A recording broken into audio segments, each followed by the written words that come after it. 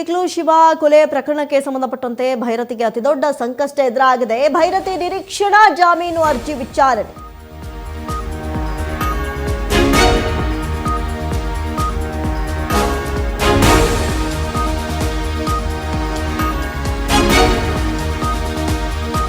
ಭೈರತಿ ಬಸವರಾಜ್ಗೆ ಬಂಧನದ ಭೀತಿ ಶುರುವಾಗಿದೆ. ಯಾವುದೇ ಕ್ಷಣದಲ್ಲೂ ಬೇಕಾದ್ರೆ ಭೈರತಿ ಬಸವರಾಜ್ ಅರೆಸ್ಟ್ ಆಗಬಹುದು. ಭೈರತಿ ಬಸವರಾಜ್ಗೆ ಲುಕ್ಔಟ್ ನೋಟಿಸ್ ಕೂಡ ಜಾರಿ ಮಾಡಲಾಗಿದೆ.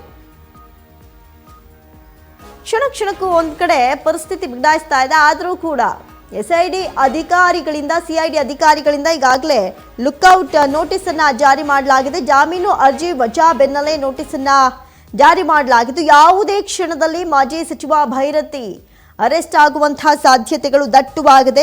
ಇನ್ನು ರೌಡಿ ಶೀಟರ್ ಬಿಕ್ಲು ಶಿವ ಹತ್ಯೆ ಪ್ರಕರಣದಲ್ಲಿ ಪ್ರಮುಖ ಬೆಳವಣಿಗೆ ಅಂತಲೇ ಹೇಳಬಹುದು.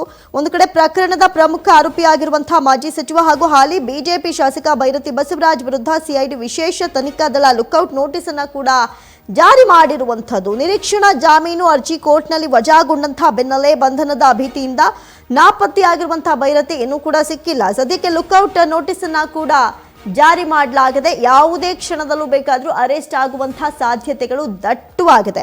ಅದರಲ್ಲೂ ಕೂಡ ಭೈರತಿ ಬಸವರಾಜ್ ನಿರೀಕ್ಷಣಾ ಜಾಮೀನು ಅರ್ಜಿ ವಿಚಾರಣೆ ನಡೆಸಿದಂತಹ ಜನಪ್ರತಿನಿಧಿಗಳ ವಿಶೇಷ ಕೋರ್ಟ್, ಅದರಲ್ಲೂ ನ್ಯಾಯಾಧೀಶ ಸಂತೋಷ್ ಗಜಾನನ್ ಭಟ್ ಜಾಮೀನು ಅರ್ಜಿ ತಿರಸ್ಕರಿಸಿ ಆದೇಶವನ್ನು ಹೊರಡಿಸಿದ್ದಾರೆ. ಹೀಗಾಗಿ ನಿರೀಕ್ಷಣಾ ಜಾಮೀನು ಅರ್ಜಿಯನ್ನ ಕೂಡ ಕರ್ನಾಟಕ ಹೈಕೋರ್ಟ್ ತಿರಸ್ಕರಿಸಿದ್ದು, ವಿಚಾರಣಾ ನ್ಯಾಯಾಲಯದಲ್ಲೇ ಅರ್ಜಿ ಸಲ್ಲಿಸುವಂತೆ ಸೂಚನೆ ನೀಡಿತ್ತು. ಇದೀಗ ಜಾಮೀನು ಅರ್ಜಿ ಸಹ ವಜಾಗೊಂಡಿದ್ದು, ಯಾವುದೇ ಕ್ಷಣದಲ್ಲೂ ಕೂಡ ಅರೆಸ್ಟ್ ಆಗುವಂತಹ ಸಾಧ್ಯತೆಗಳು ದಟ್ಟವಾಗಿ ಕಾಣಿಸ್ತಾ ಇದೆ.